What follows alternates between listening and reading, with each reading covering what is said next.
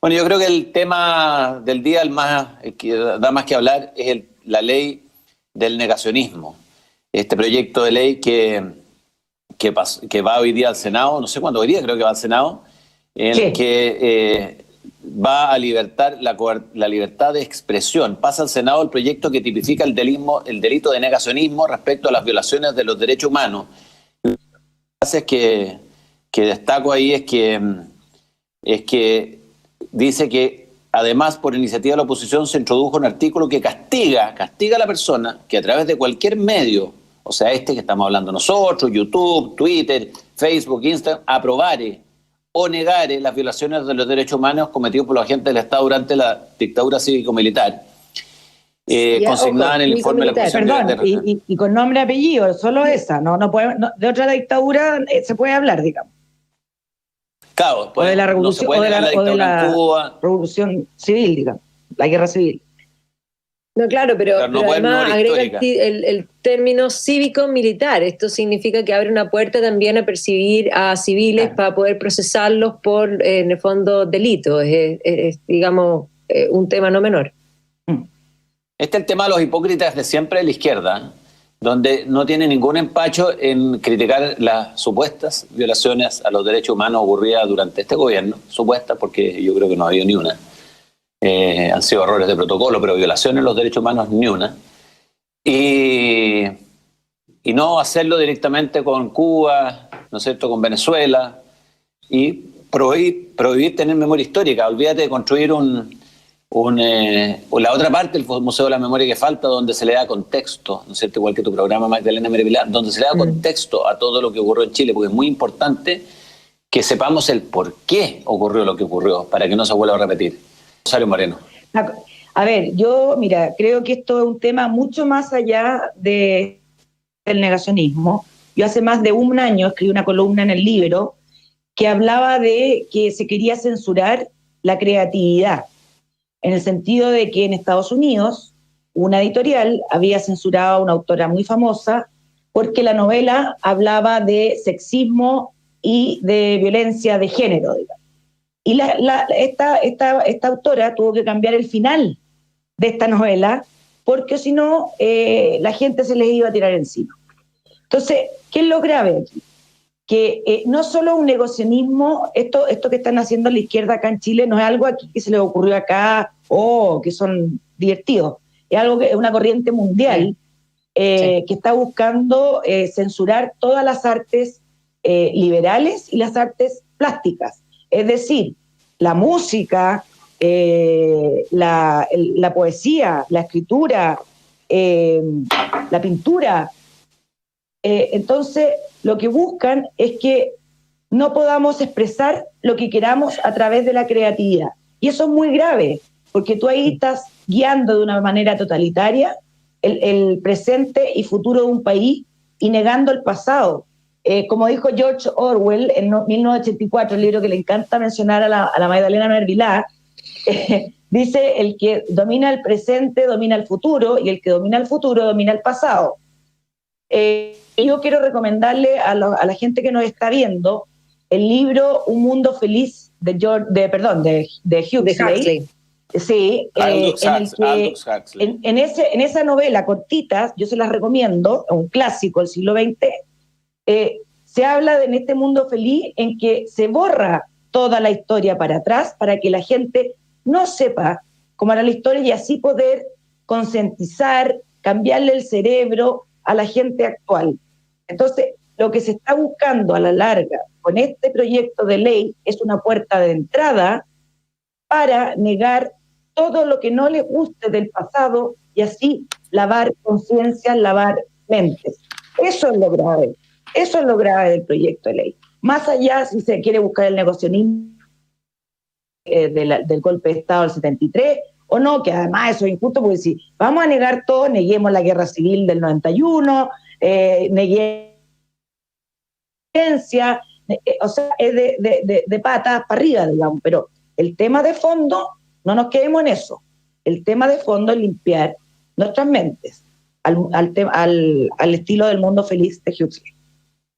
Sí, es como moldear, en el fondo, crear una realidad, en el fondo construir un relato, como se establece una historia oficial. La historia y la historiografía, porque entendamos que la historia queda en el pasado, y lo que nosotros vemos y leemos cuando compramos un libro de historia, historiografía, es la interpretación de un sujeto desde el presente de ese pasado. Y la historia, de hecho, va cambiando. Si uno mira, por ejemplo, respecto a la Revolución Francesa, los primeros 100 años de la historiografía, con excepción de los británicos, de los propios franceses, era siempre alabándola. Y cuando vino el bicentenario, aparecieron libros importantísimos de revisionismo histórico que plantearon muchas de las cosas que estaban planteadas en la historiografía inglesa y que muchas veces eran consideradas como propaganda contraria a Francia. Y hoy día los propios franceses reconocen que fue un proceso que tiene ciertos logros democráticos, pero que el costo en vidas humanas es absolutamente injustificable, y que los que más murieron en la Revolución Francesa no son aristócratas, sino que son artesanos y campesinos. Por lo tanto, el relato de que era un movimiento para el pueblo y por el pueblo quedó por el suelo. Y eso lo hizo el revisionismo histórico de los 200 años. En la medida que pasa el tiempo y se toman distancia de los hechos, se puede hacer una historia más objetiva. De nuestro pasado reciente todavía no hay historia objetiva porque falta distancia, falta que las emociones de alguna manera se temperen, pero habiendo leyes como esta, es difícil que pueda haber realmente una intención real de encontrar la verdad de los hechos en el tiempo. Y eso solo se ve, en el fondo, cuando se toma distancia y se puede dejar de ver los árboles y comenzar a ver el bosque. Sí, que a mí lo que me impacta de esto es que hemos ido perdiendo libertades y hemos avanzado hacia un Estado totalitario durante un gobierno democrático. Pocas veces nos sentamos a reflexionar y decimos cuántas libertades hemos perdido los chilenos ya a raíz del estallido social, a raíz de la pandemia, pero fundamentalmente las injustificadas son a raíz de cómo ha avanzado la izquierda en nuestro Congreso, cómo ha logrado poner de rodillas al gobierno y cómo nos han impuesto a nosotros los ciudadanos casi hasta una verdad oficial. Y eso que todavía no llegamos a discutir si vamos a hacer un nuevo plebiscito, o sea, una nueva constitución o no, a través de un plebiscito. Hemos perdido la libertad de desplazamiento, no por el coronavirus, la perdimos antes, cuando no podíamos circular por algunas calles de Santiago. Hemos perdido la libertad de culto, de creo, cuando nos han incendiado las iglesias. Hemos perdido la libertad de defender la dignidad de las personas, como Roxana Carrut, que hoy día está muriéndose, a punto de morirse en una huelga de hambre. Hemos perdido la memoria histórica, la posibilidad de instalar nuestros monumentos que se respeten, aquellos que son de un lado y del otro. Ahora vamos a perder la posibilidad de la libertad de cátedra. Por ejemplo, los profesores que tengan una opinión distinta, los historiadores, no van a poder manifestarse de ninguna manera.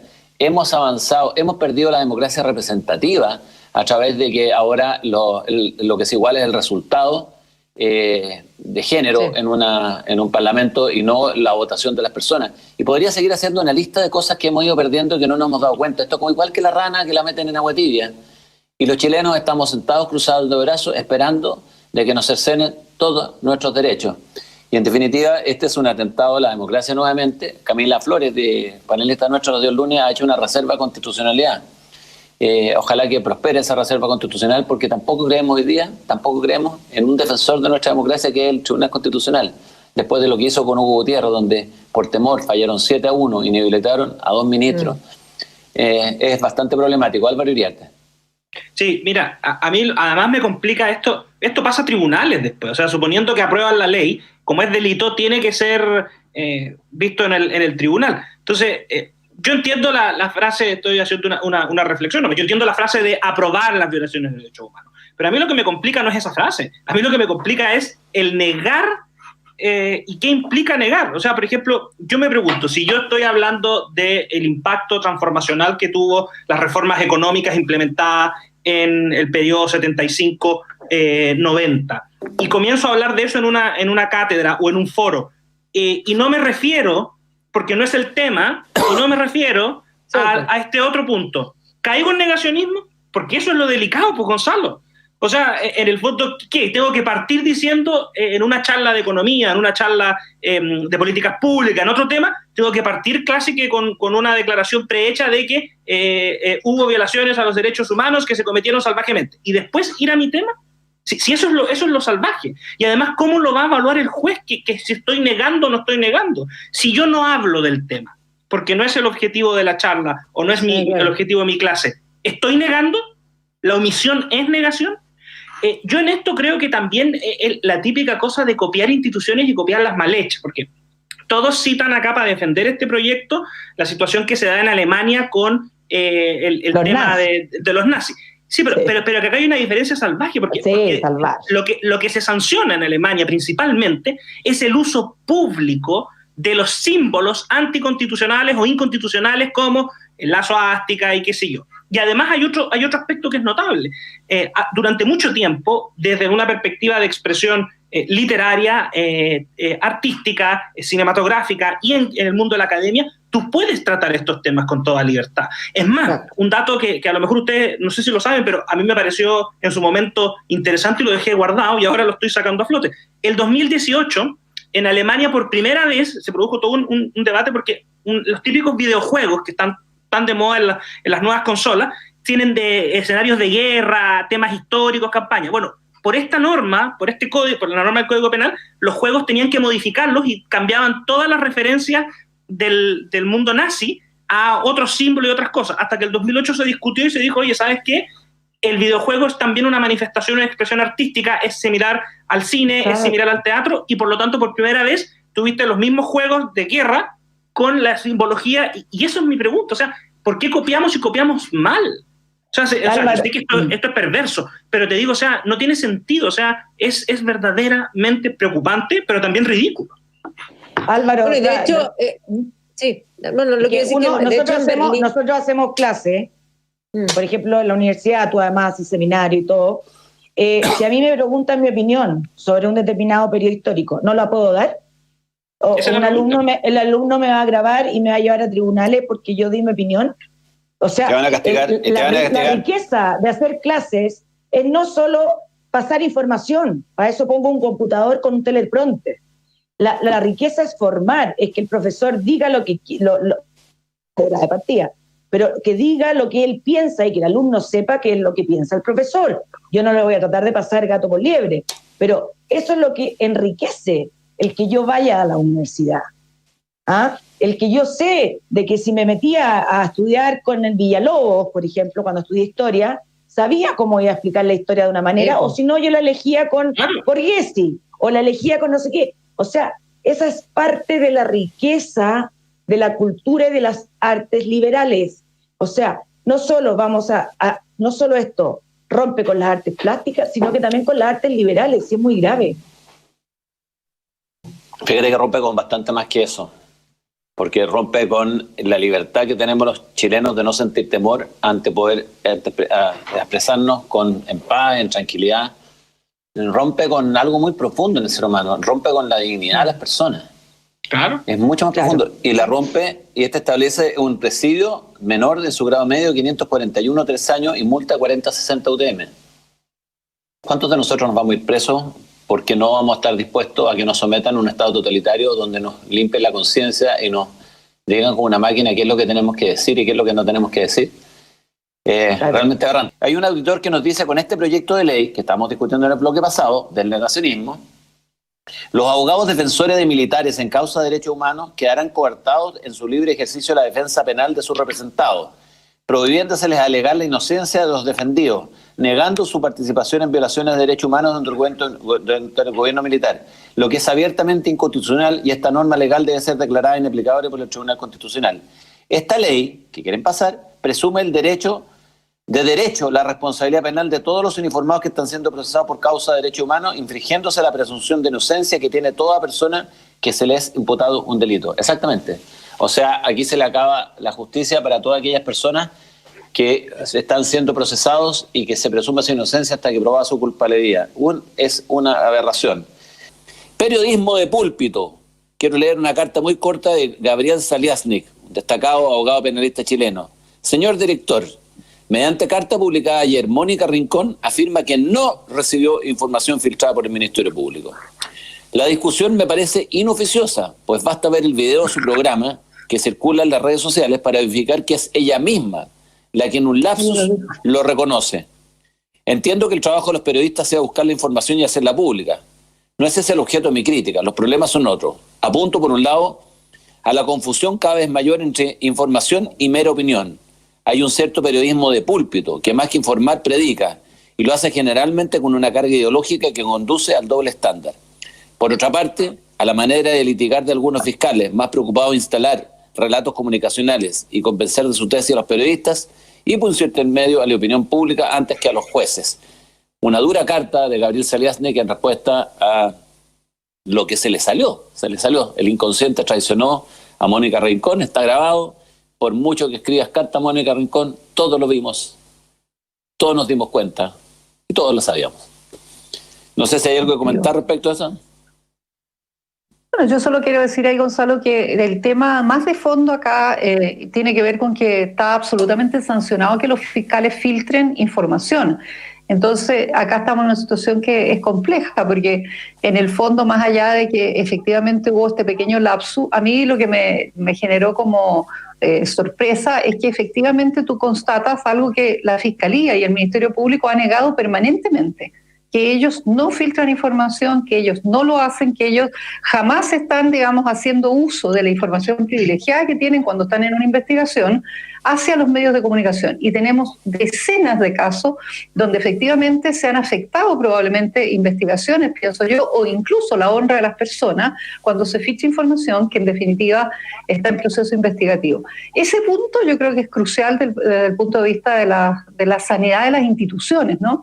Porque acá cuando hablamos de la institucionalidad, cada una tiene su rol y los roles tienen que cumplirse. Lo mismo pasa, bueno, en el debate con el tema de la Contraloría y qué tanto la Contraloría avanza o no en la investigación y sanción o propuesta de sanción que está haciendo Carabineros de Chile.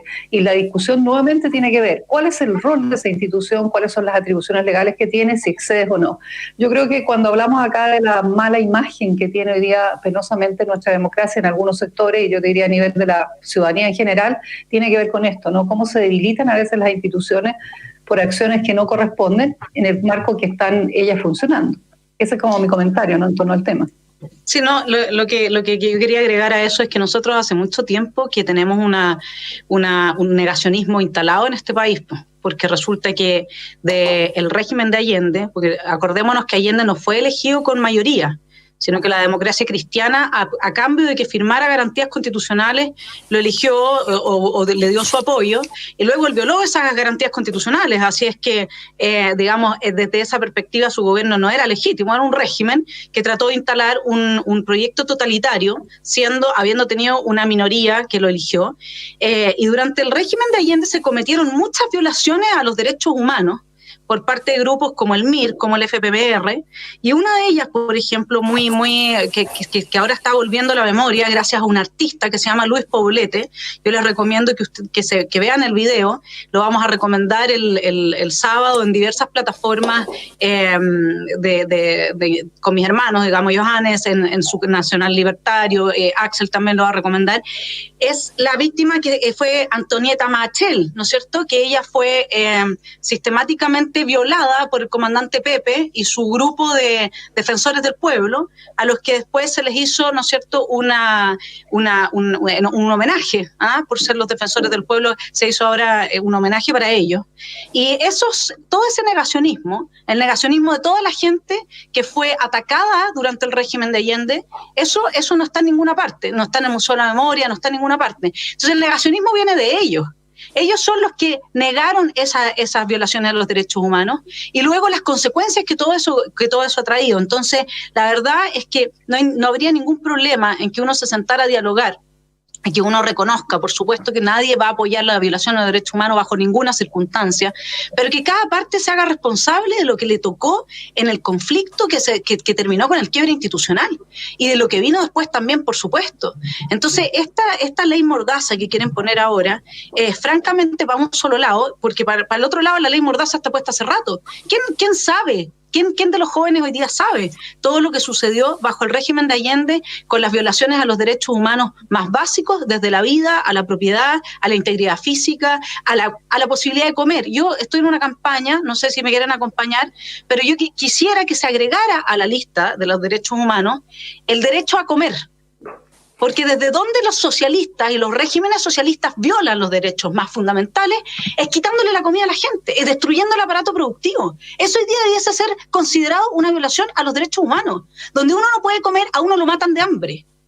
Entonces, ¿por qué? Y además lo controlan, pues, Vanessa, porque si no tiene comida la persona está vinculada directamente a una dependencia del Estado por las migajas que se le están dando. Veamos lo que está pasando en Venezuela, lo que ha pasado en los distintos regímenes donde ellos llegan al poder. La ley del pernil, o sea, la política del pernil en Venezuela, que le regalan para Navidad un pernil y todos dicen grande Maduro, nos regaló un pernil. Así funciona.